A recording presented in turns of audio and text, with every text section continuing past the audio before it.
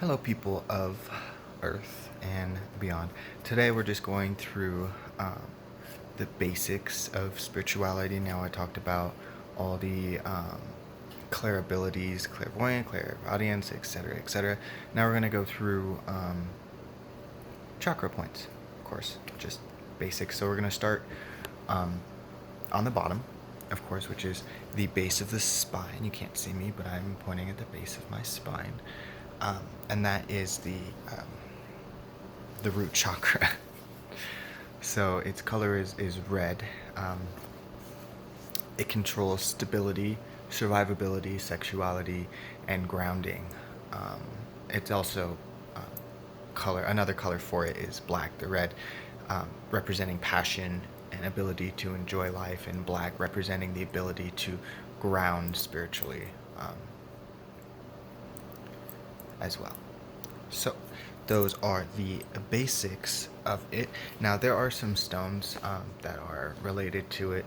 So I mean, practically anything that's like red or black, like red jasper or black tourmaline, red calcite, black agate, bloodstone, stuff like that, etc., etc., etc. So this specific chakra is governed by the adrenal glands. It's responsible for bones, teeth, nails, your spine, so anything really made out of calcium, also blood and cell building. So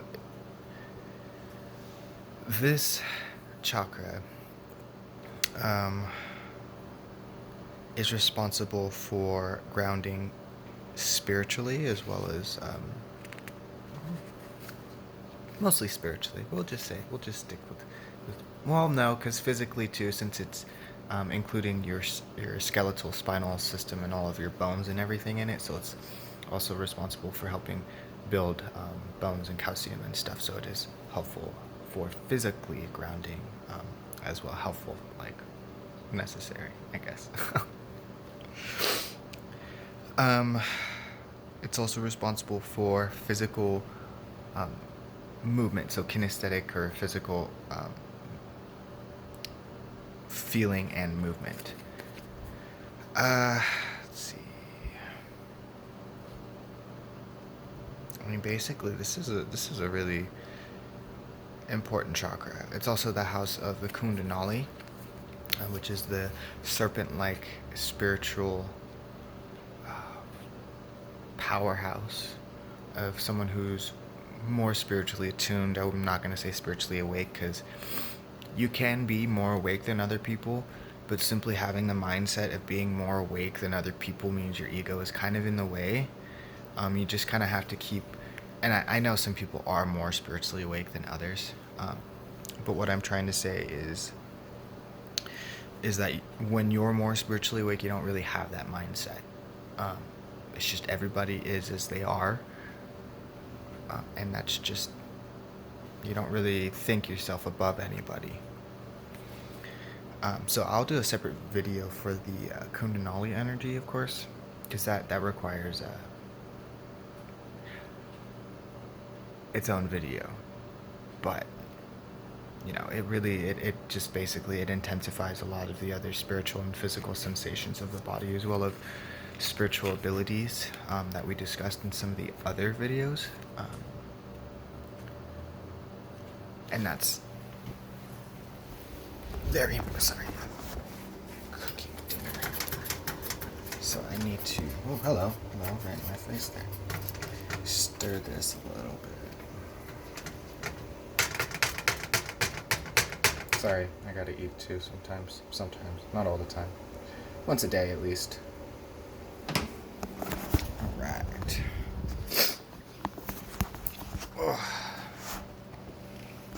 So, when this specific chakra is out of line, or say it's not your strongest point, some people have a specific chakra or chakras that they're more inclined to have that are stronger, and that can be based upon hereditary makeup, genetics, and also how you were raised. So if someone was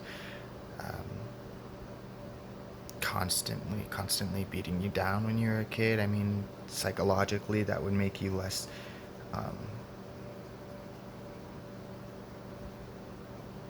just for the specific example, because there's plenty of examples, it could make you depressed and have a lack of passion out of life, and it could also give you a greater passion for life. So it can either go one of two ways, which is very common with people who are raised by addicts.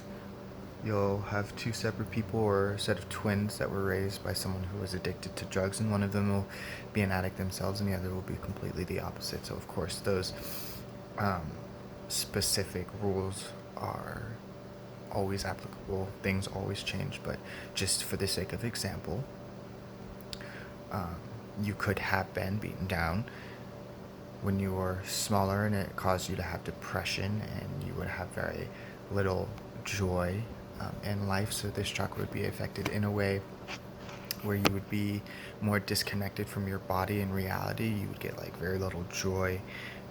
Maybe you'd feel lethargic. You'd have low enthusiasm, and you're always searching for like something to entertain you.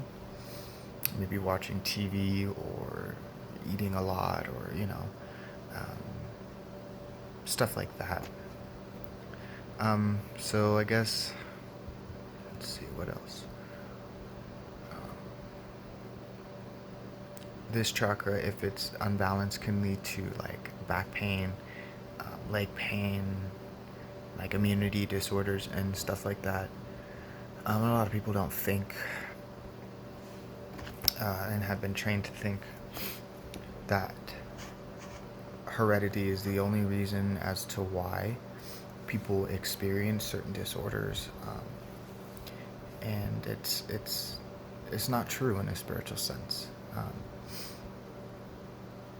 Our emotions, which have been shown to psychologists, for as far as we can remember, have always affected our body.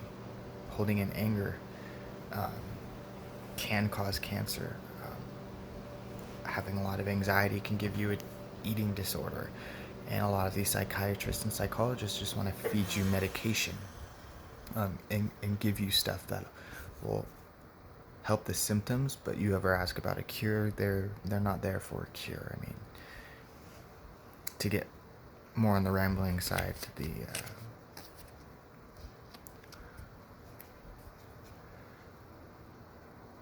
pharmaceutical companies aren't there for a cure. I mean, a customer cured is a customer lost, so they're going to keep you feeling terrible and help your symptoms, which will only prolong the disease or disorder, giving them more money. It's savage, but that's living life. And when people are affected by these disorders, especially depression or anxiety or things that cause you to feel slower, maybe lazier, they feel less inclined to do anything about it. People get stuck in patterns that are withstanding to change, and that's what causes them to feel the way that they do, as well as the medication side effects, of course, but not solving the root of our issues and not facing them head on is what's causing our problems. Not dealing with how your parents treated you, not dealing with how your siblings treated you, how you were treated in school.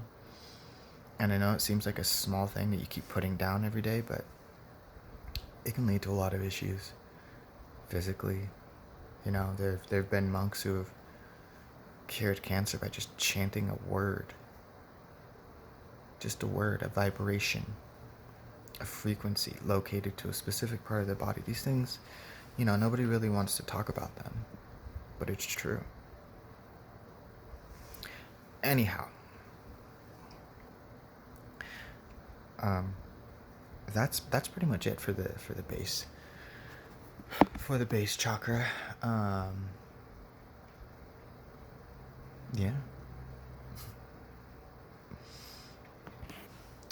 I hope you guys have a great week. I will see you next Thursday, and I'm just gonna kind of keep going with these spiritual aspects. I got a list of things that I could talk about, and eventually we're going to delve farther into doing shadow work and the psychological effects of certain things that we say to ourselves that affect the body, chakra systems, stuff like that. We're gonna be going into end up doing a lot of videos about shadow work, and hopefully not say too much about myself, but that's what people need. That's where the real cure is facing our own insecurities, facing our own fear and problems. The next frontier is not in space, it is here, in our mind, in the mirror. That's what we came down here to do. You want to change the world, you got to fix yourself. So, have a good night.